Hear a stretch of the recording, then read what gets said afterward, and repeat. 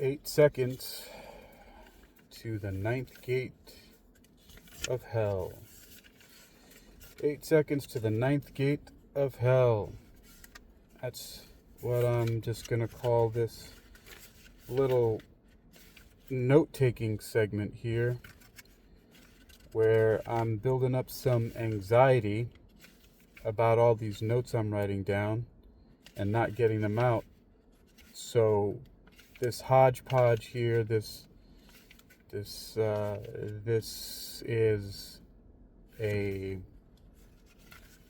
what is that stuff called? It's a jambalaya. What is that? Is that the Cajun food? I don't know. It's a soup. All right. Well, that's the first thing I have here. I wrote it, I suppose, a couple days ago. Today is already the 12th. Today is already the 12th of July. I wrote some notes. I'm going to go through them in random order. But on the 7th of July, and it may not be the first time, I'm just all over in this notebook, I wrote black holes, the sun, which is Helios, and hell. And I know I wrote some notes about that earlier, so I'll just go through, what is that about? What is that about? Oh, that was interesting. Let me see if I do this again here. Fascinating. So black holes, oh, I want that off. Black holes, the sun, Helios, hell, and the title of this, interestingly enough, the working title just for these notes, 8 seconds to the ninth gate of hell. And it's based off this idea: black holes, the sun, Helios, and hell. And maybe I'll get to that later. I am writing a book right now called How to Time Travel to the Past and the Future. And it's based on all the stuff that people get wrong about quantum mechanics, which is just very popular as it's used. Everybody, we talk about quantum mechanics when we want to sound cool. So there was another thing that I was going to write. I think I don't want to get into that title right now because it will scare some people off. That was something I wrote on July 4th, but I'll get to those at the end of this. So that at least if anybody's going to listen, this at least won't scare most of them off. I did make a video about a paradigm shift needs to be made with metaphysics, and that has to do with something that I've been pondering for many moons, which is about the idea that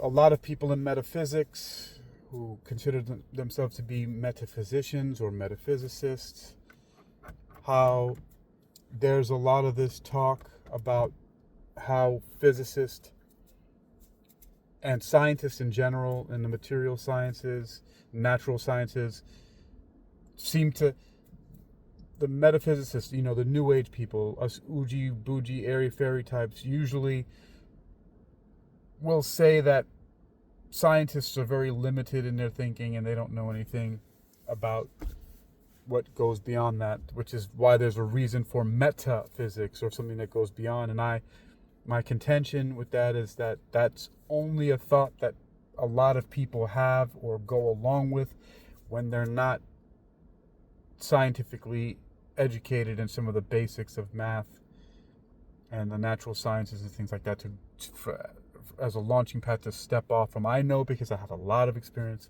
with metaphysics and New Age stuff and all of the paranormal and supernatural. I've been following that stuff and getting into all my life. So therefore, I have formulated my own metaphysics to follow within this metaphysical foundation, which is based off of an acronym META for the word meta, which means above or beyond. But my META, META, is mathematical, experimental, theoretical, and applied physics. And more on that later. And of course I like patterns, and a lot of people do. And one of the patterns, I have this thing now, it's m to the fourth power, which it's really not, or you could just say m4 or 4m. It's just, I've been attempting to distill the things that have most of my interest in order to get closer to something of specialization, because all my life I've been very scattered. And so these four things, that these four subjects, these four disciplines that start with the letter M, seem to encapsulate that right now up to this point. And those things are metaphysics, mathematics, music, and martial arts. Not sure if that's any order to that, but those are the things that consume me all the time. Metaphysics, always pondering the ontology, about how the universe started, what's the meaning of it, the epistemology, all of those things from philosophy, why are we here, where are we going, what's the meaning of life. So all the metaphysics, right? And then mathematics, which I feel is the language that even philosophers and metaphysicians and spiritual people should be using in order to communicate and understand the world around us much better, regardless of whether or not you follow a religion or anything like that. So that's metaphysics, mathematics. And music, of course, you can hardly go anywhere without a person who has a car listening to music in it, or without people walking around the streets listening to music, dancing, jamming to it, going to clubs to listen to live music. Music is the rhythm and the pulse and the heartbeat of the world. People love it. And I'm a musician, a longtime musician. I've recorded hundreds of songs, performed all over the world in different places. I say all over the world, but really in at least 3 different states, in New York, in Florida, in California, and then in a couple of cities in China. And then of course, martial arts. I've been a martial artist for at least 35 years, probably longer than that. And I haven't stopped. I still train every day. So that's my 4M or M4, is metaphysics, mathematics, music, and martial arts. All right, what else am I going to be eventually talking about more specifically here? I wrote some notes about all mathematics are rapid processes for performing addition and subtraction with varying gradations, or gradations, not gradations, gradations. Oh, yeah, discuss competitive inhibition.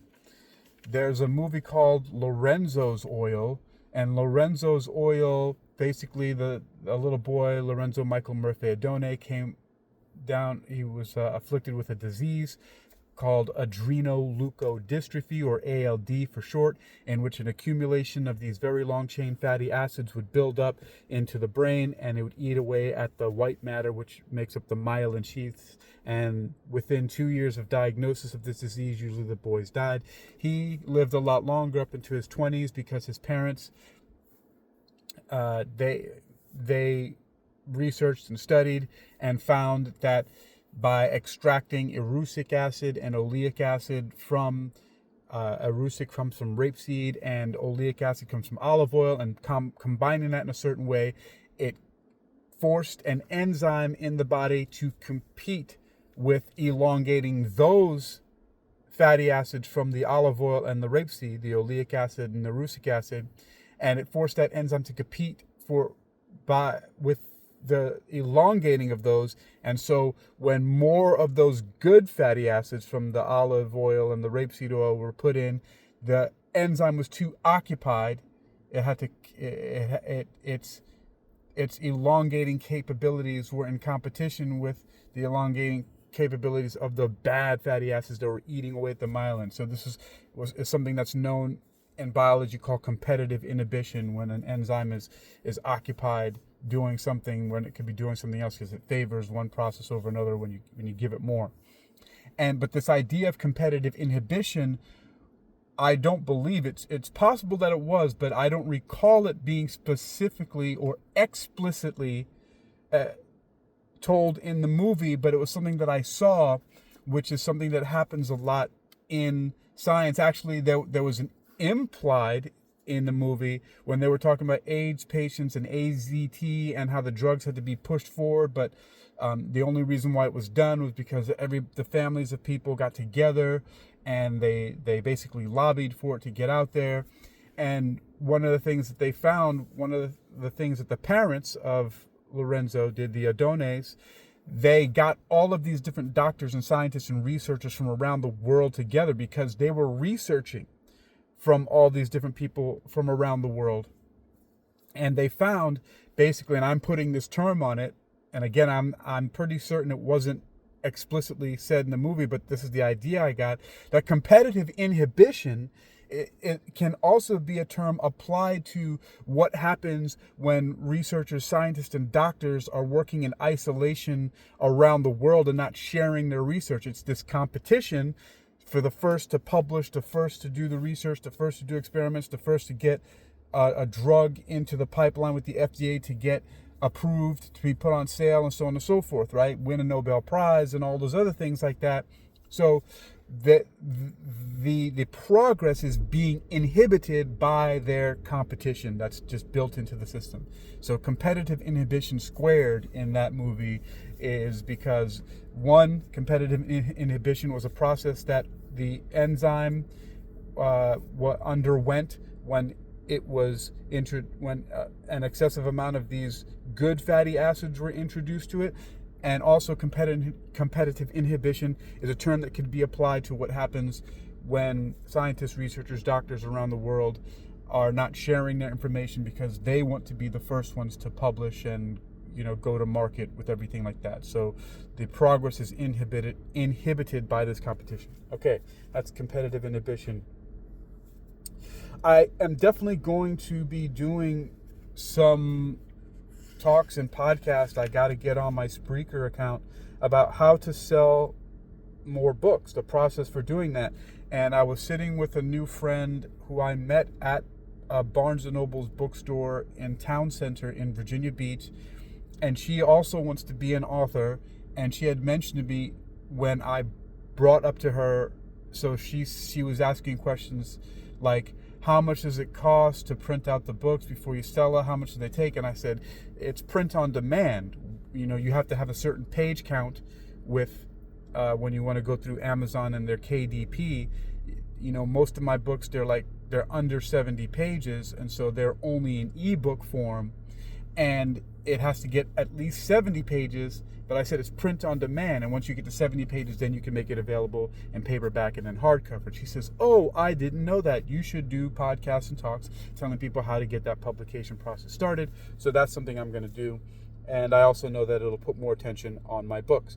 If you want to, you can look on Amazon, Hakeem Ali Bokus Alexander, or if it's easier, worldreadingclub.com. Worldreadingclub.com. There's on the hamburger menu there, or something that says menu on the site, it says World Reading Club book list, and then amongst some of the bookstores above the book list it says books by Hakeem Ali Bokus Alexander, and you can look at some of them there. Oh yes, and just today, I don't know why the date is not there, but I was thinking about it. And I know why, because I was driving and I probably had to stop to do this really quickly and couldn't write the date, but I'm doing that now. So I know one thing I haven't done a lot of at all in the past. I would write so many poems, lyrics, songs, notes, and things like that, and I never dated it. So I had no idea when I came out with certain ideas or put things out there. It wasn't until I started building blog-based websites back in 2006 when things have dates on them. But this one is another book that I got inspired to write, and it's in the same spirit of my time travel book, How to Time Travel to the Past and the Future with Quantum Mechanics, except this one is roughly going to be titled A Wormhole Passport and Travel Guide. Please don't steal my idea. Who would want to anyway, right? It's not like it's that cool, right? So, but that's fun. That's going to be exciting. Wormhole Passport and Travel Guide. And I have to give credit where credit is due. I've been online as I've been driving a lot and traveling. I've had constantly in the background. First, I discovered Sabine Hossenfelder, the the physicist who's also a science communicator. And then I discovered the channel Veritasium, which also does mostly science and physics-based education. And then that led me, I don't know why it took me so long to get around to him, to watching his stuff, to Neil deGrasse Tyson, him with Chuck Neese. And I mean, a phenomenal, it's entertaining, it's funny, it keeps you engaged, you learn a lot. Neil deGrasse Tyson has amazing ways of explaining everything. Of course I've heard of him before. He's probably one of the most popular science communicators ever. And of course, there was the whole stuff going on with Terrence Howard, and he did a rebuttal and everything like that. And I thought it was a really fair and balanced rebuttal. And I thought it sounded sincere and it was great. And just as I started, of course, when you're searching for things, I saw more of his stuff on there. And it's just been a really great thing to keep in my mind all the time, which leads me to another thing that I have to write about, which wasn't next on my notes list here. But while I'm on that, so a couple things. First, there was one of the episodes I was watching, and I don't remember who the scientist they were talking to, but it was also brought up with another neurologist that Neil deGrasse Tyson and Chuck Neese were speaking to, and it was about free will. Do we really have free will?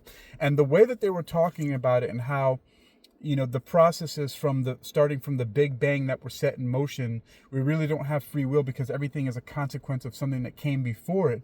And immediately, my training as a clinical hypnotist, also known as a master hypnotist, and if I go through the American Hypnosis Association, a certified hypnotherapist from the Hypnosis Motivation Institute in Tarzana, California, where I got my professional degree in clinical hypnosis, which is the first nationally accredited college of hypnosis. You can find them at hypnosis.edu.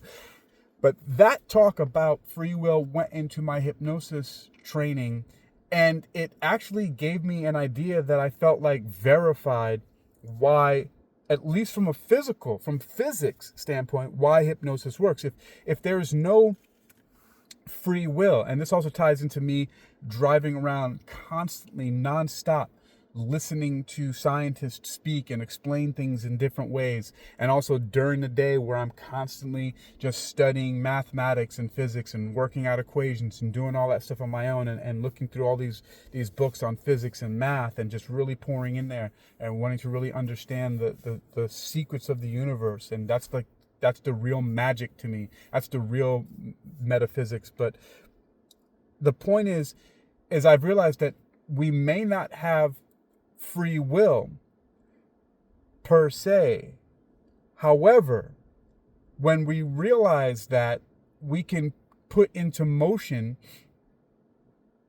that idea, if everything comes from something which basically this idea is of free will, as I understand it so far, is what they're talking about, that we don't have free will, that because everything comes from some processes that came before. And I'm also going to talk about my alternative hypotheses on these things as well.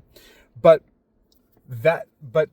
this shows why hypnosis can work, because as I've been feeding my brain and constantly listening to all of these science communicators talking all the time and explaining things in their different ways, it has completely changed the way that I'm thinking and feeling. I mean, I have so much less anxiety. So many things are falling into line and coming into place. And it's completely changed me and actually smoothed out my path to understanding and learning. And something, of course, when I was in the Hypnosis Motivation Institute in Tarzana, California, we took classes on NLP, which is different from the natural language programming that everybody might be hearing about now in the days when AI is all the rage, right? Before it was quantum mechanics, which is still a thing when you want to sound cool, but now AI is all the rage, and AI prompt engineers and all other stuff like that, right? But NLP that I'm talking about is a subset of hypnosis, just like how Neil deGrasse Tyson is an astrophysicist, which is a subset of physics. NLP, or neuro-linguistic programming, which it's, there's not much of a difference between those words, those terms. natural language programming. Linguistic is language. So you have one is natural and one is neuro. I mean, neuro-linguistic programming, natural language programming. Anyway, but the neuro-linguistic programming in the Hypnosis Motivation Institute was something that also ties into this. Some of the things that you learn from that are things like, and you may have heard these things before, but that we become like the sum total of the 5 to 7 people we spend most of our time with. And I've extended that to it being the 5 to 7 people we spend our time with. It doesn't have to be in person physically, but the people's books who we read, by the podcasts and the TV shows that we listen to and watch, the movies that we spend time listening to, and now all these YouTube videos and science communicators that I'm putting into my brain. We become the sum total of those 5 to 7 people that we spend the most time listening to and being influenced by. So we become that sum total. And I'm noticing that in that my whole day, and I'm enjoying it, is spent playing music. First thing I do, my routine, I'll just go through this real quickly. As soon as I get up in the morning, I start doing deep breathing exercises. By the time I get to 10 deep breaths, I continue my deep breathing exercises, and then I go through something called SMART goals. And SMART, S-M-A-R-T, which means for specific,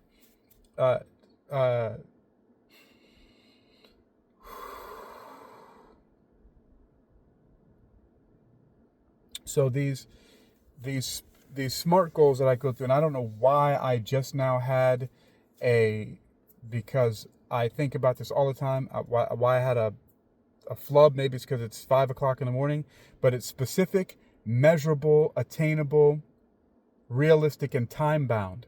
And so I go through that. I think it's because I haven't been thinking about the acronym anymore, because it's become natural to actually just do the process now. It's gone from my procedural memory where I have to think about it, where I'm conscious about thinking about taking every step, to now it's gotten to my implicit memory, where it's like the second nature, as people call it. But yes, specific, measurable, achievable, realistic, and time-bound. And so start the deep breaths. When I get to 10, then I start thinking about those things. And, and then I eat breakfast, work out, hit the books for a few hours by reading, writing, and studying. Usually go work out again, play some music. I also played music earlier, and then do some driving. So, and I got really focused on that. And so I have my own routine. And all of this, from this personal self-programming for me doing the things that I want to, which leads me to another thing that I wrote down, but it hasn't come next in my notes, actually, but I just kind of got on this thing. There's a lot of stuff that's related here with that, and it is something I was talking to someone the other day about. It was about the terms pay attention and time is money, and how I've realized that. So you look at it like this, right? Time is money. We know that most people, we work hours for time, right? Some of us make $30 to $40, $50, $100 an hour, and that's time, money, right? $50 is the money, the per hour is the time, right? And so then we take that money and we pay to a merchant, to a store, to a person for a product or a service, or a combination of the two, and we receive that, right? So just like what I'm doing by paying attention to these science communicators and paying attention to math and science and fitness and music and nutrition and all those things like that, I'm basically buying, right? I'm paying attention. The things that you pay attention to, you become the sum total. It's all related, those concepts that I talked about before. But I like to put it in these terms. It helps me to remember it even more. They're mnemonic devices, but they're not just vague psychological concepts, because they're applicable. So what you pay attention to, right? Because time is money. And when you're paying attention to something, you're giving your time to it. So you're paying, you're giving time as money. You're giving your money, your time, which is also equal to your life, and what you get in return for what you're paying for. So what are you paying your attention to, right? You could pay attention to poor quality things. Now, of course, that's subjective. But however, science that we could go into about what's objectively true and real and things like that. I don't want to get into that right now, but I'm just going to use my personal opinion to say that you could be paying for poor quality things, and that's what you're going to get. So what are you paying attention to with your time? Because time is money. So that was another one of the concepts that I was going to talk about. And so, and all of that with the neuro-linguistic programming and how these things came together. So now I'll continue. I already did this one video here on YouTube. It was about, here it's called Planet Busting Lithotripsy. And I did something like a supervillain origin story about using sound frequencies to destroy the planet Earth by tuning into the Riemann frequency. What is that? Right? Is it Riemann? No. It'll come to me in a moment. But the frequency is between something like 7.85 to 11 hertz. And just like an opera singer can tune into a glass's frequency with the right amplitude, they can shatter that glass. So if you like Cobra Commander in the G.I. Joe cartoons was holding Earth hostage by saying we have this weather dominator, and if you don't give us what we want, we'll control the weather and cause havoc on the Earth. And then I said something like, well, we already have that with seed clouding, so we need to step up our game as supervillains and work with the frequency technology, sort of like lithotripsy, which uses either microwaves, or is it X-rays? One of those two, and also sometimes sound waves to send shock waves to kidney stones, for example, to break them up so the person can pass into their system. Well, sound doesn't travel in space. I didn't mention that in the video, but you can use some other type of electromagnetic frequency tuned into the planet, and just like an opera singer, tune into it and destroy the planet. And if you can create such a weapon as a supervillain, you could destroy the planet. And as a science fiction communicator, I use that imaginary physics, which is based on some real physics. And there's a whole lot of other cool stuff that's in there in the video. And it was a lot of fun.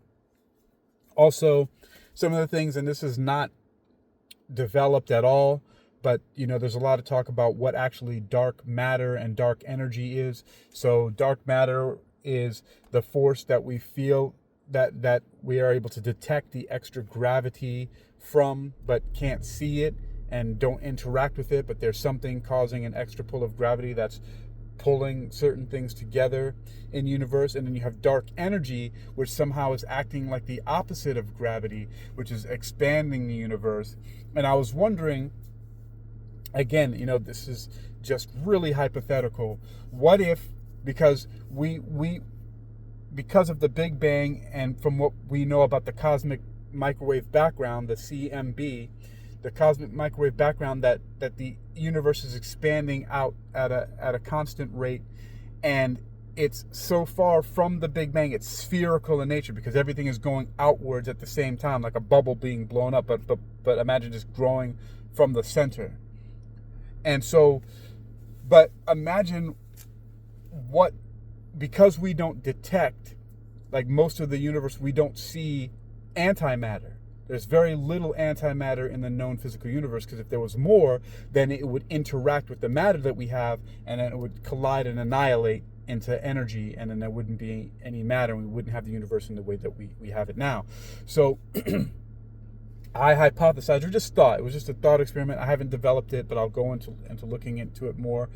What if, when the Big Bang happened, all the antimatter is the first thing that went out, and that's on the outside of this bubble sphere that's expanding, and that's what's causing the expansion, because antimatter is the opposite of matter, and they're attractive to each other. So because there's so much antimatter on the outside, it's pulling the matter out, and that's what's going to actually rip it, because it's pulling it apart, and there's more of it than the dark matter that's pulling everything in. So the dark energy is maybe antimatter that's on the periphery, like it's lining the outside of the sphere of the universe, of the known universe, and it's pulling everything out. So that's one of the hypotheses, sort of just the imaginary physics that I was thinking of here. I also did just recently do Becoming Superhuman through Toxin Elimination and Nutrition, which basically I gave some superhero superhero and supervillain things. Like, for example, one character from the Thundercats was a villain from the Moons of Plundar called Tugmug. How his planet was extra dense, so when he came to Earth, he could jump really high because the gravitational forces weren't holding him down. And I use that as a metaphor and an analogy for how human beings on Earth, we've polluted it so much that we're being held down like that. And if we were to be transported instantly to another planet that was exactly like Earth in every single way, the gravitation, the oxygen levels, everything else except for the human pollution, we would automatically start healing and even feel superhuman in comparison to how we do now, because of the fact that all of that stuff is going away, just like the weight on Tugmug was holding him down. Or in a similar way, how the red sun of Superman was kind of causing him limitations, but when he came to the yellow sun on Earth, all of a sudden it unleashed all these different powers. So that's the same thing, and that's the toxin elimination, and proper nutrition would help us become feeling superhuman.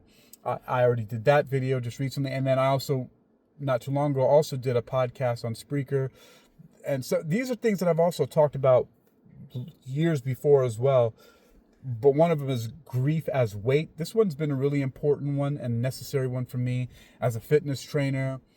The analogy that I use is that when we feel grief, it's like a weight. It's like heavy weight. It just weighs down on us. And if you go to the gym and you haven't really worked out ever or in a long time, and you go and pick up 100-pound weights, 100-pound dumbbells, it feels really difficult and heavy at first. But if you lift it consistently and in the right way, it eventually feels lighter. It feels easier. And I intentionally say it feels lighter and feels easier, but it doesn't actually get lighter or get easier, because the mass of the weight, the material that it's made out of, is not getting any less, and Earth's gravitational field is not getting significantly weaker. So the 100 pound is still the 100 pounds. It feels easier, feels lighter, because you're getting stronger. And in my personal experience, the grief doesn't go away. The weight doesn't go away. I'm just lifting it consistently and in the right way, meaning with different meditation practices and different activities and achievements and things that I'm doing for myself, so that everything else that comes at me in life seems much, much lighter in comparison, and I'm much better equipped to handle it because of that. So that's how analogy I use grief as weight, and it's one of the ways that I process it. I was also going to go back into another thing that I talked about that says say no to fat loss, an idea that I came up with also at the Hypnosis Motivation Institute when I was there, which basically the idea is this, that when we use the word loss, we always are, in most cases, almost all the times we use the word loss is in connection with something that we actually want, right? From things that are replaceable, like losing your keys or some money, right? You want that back. Oh, I lost my keys. I lost $10. Where is it? And you're looking all over for it. Or even to extreme things like losing a loved one or a child or a pet, right? Things that you loved. We talk about loss, the loss of a loved one, just like how I just talked about grief, right? We want that back. We want that person back in our life. We want that child. We want that pet.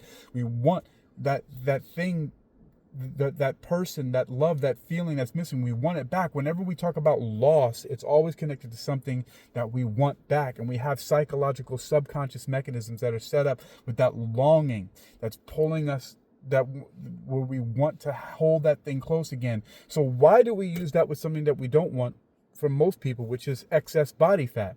So I want to lose weight or weight loss and all this other stuff like that. In my opinion, my professional opinion, as a clinical hypnotist, one of the psychological tricks that we can use to help ourselves is by stop saying weight loss or I want to lose weight. No, you don't want to lose weight.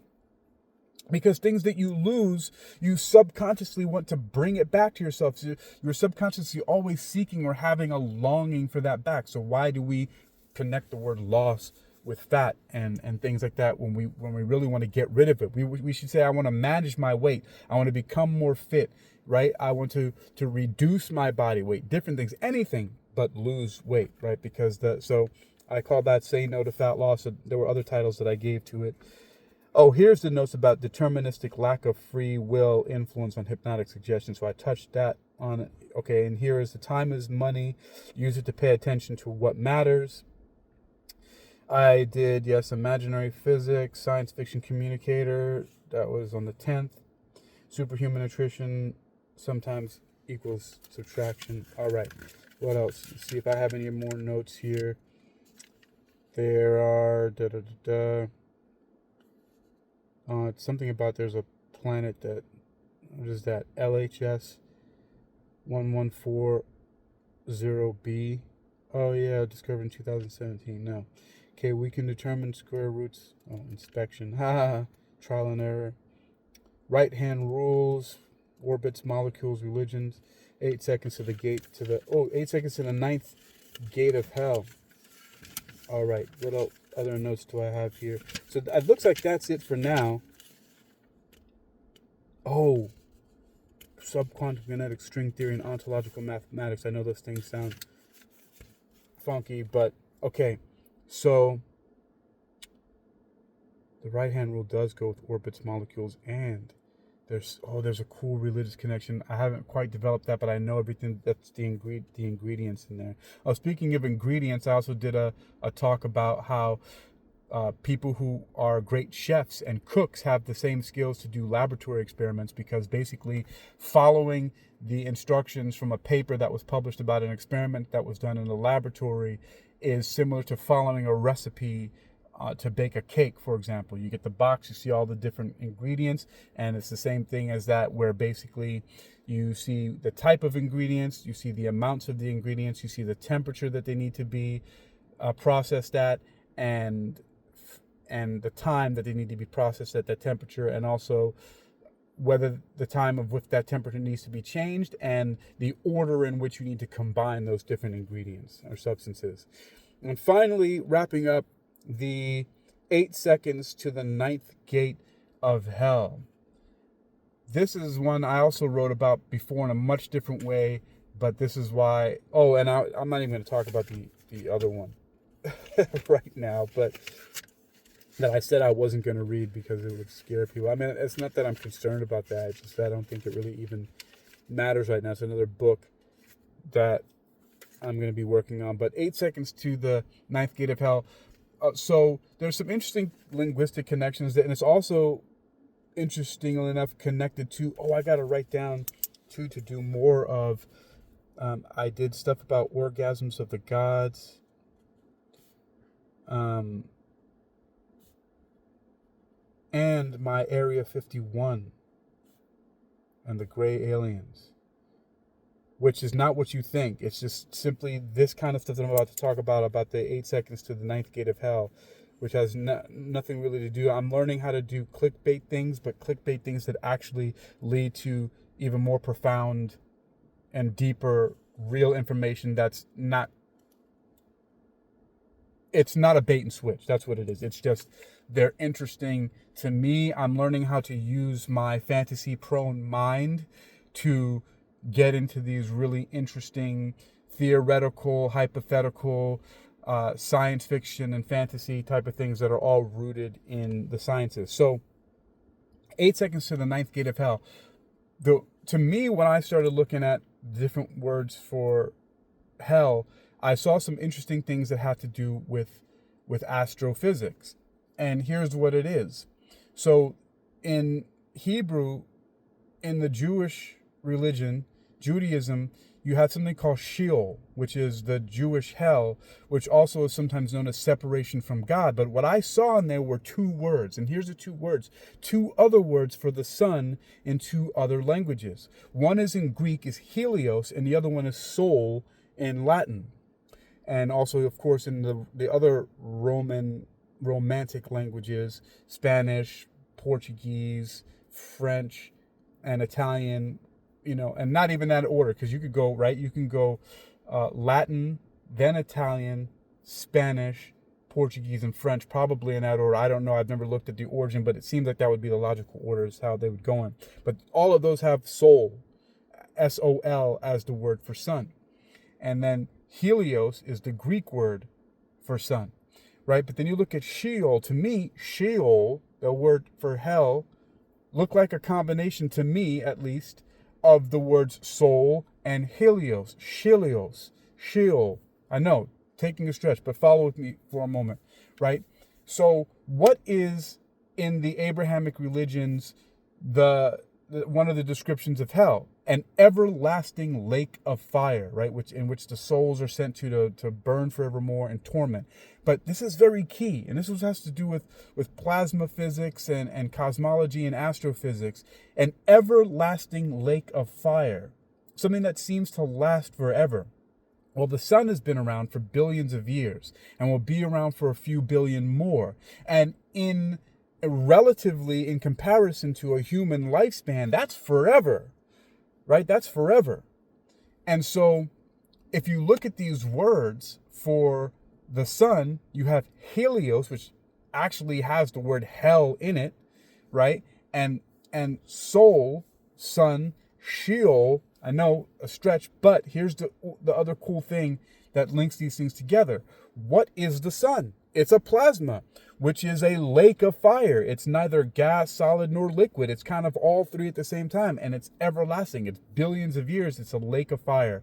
Now, connecting that to how souls get sent there, I don't know. The word soul actually sounds exactly like the word for sun. So there might be some connection there. But also, again, these are what I've learned about myself over the years is one of the reasons why I've been so much into the paranormal, supernatural, and metaphysical before I even knew what the word metaphysics was, is because they were exciting ways to look at science. And it's kept me for all these years following it, even though I've been so distracted. But I finally started to realize why it is that I'm enjoying these things. And now continuing just to follow in line with my favorite people from fantasy, from the comic books and the cartoons that I watched. If you realize this, most of the superheroes and even the supervillains, who sometimes are my favorite ones, became and obtained the powers that they did through science. Peter Parker, Spider-Man, scientist. Tony Stark, engineer and scientist. The people who provided the equipment for Batman, scientist. Lex Luthor, villain, scientist. Dr. Octopus, scientist. How was Captain America made? From science. From taking this, what went from Dr. Banner, the Hulk. Who was Dr. Bruce Banner? Scientist. All these people, power, scientists. We can go on and on and on and on and on, right? And that, you look at Black Panther, scientists, right? All science and technology. And that right there is some really amazing ways to approach this whole thing that was called STEM and now it's called STEAM, sometimes still called STEM, which is science, technology, engineering, arts, and mathematics. And this should be the inspiration for people. I'm still so excited about learning. It reminds me of something from a book from 1938 by a guy named John Dewey called Experience in Education, where he said it doesn't matter about the subjects that the children and students are learning or any of those things like that. What matters is if you can plant the seed for them to love learning, And if you can plant into a student when they're younger, or at some point in time to ignite that love of learning, they will be a student forever and will continue learning. And that's even the basis behind my World Reading Club, which was also inspired and started in honor of Flora Elizabeth Crosco, a beautiful woman who let me spend every day with her. And I have to keep on going and do really great things because she deserves all the honor in the world. The World Reading Club. And those are my notes. For now, I don't think there are no more. Well, there are some more, but I'm done. I think that's where I must end. But yeah, there's so many things. So, and that's and the last part, 8 seconds to the 9th gate of hell. So I'm going to put something cool together because the sun, the distance that the sun is from Earth, it takes about 8 seconds for a photon to leave the sun and hit Earth. And so I think if we're going to hell, right, that whole thing with the Helios and Sheol and soul, right? If you want to get to hell, it takes 8 seconds, right? So every second is a gate of hell. And once you get to the surface of the sun, that's the 9th gate, and you tear open that heliosphere and you're going, I don't know. I know it's crazy. It sounds morbid and crazy. I know, what are we going to do? All right, but those are some things.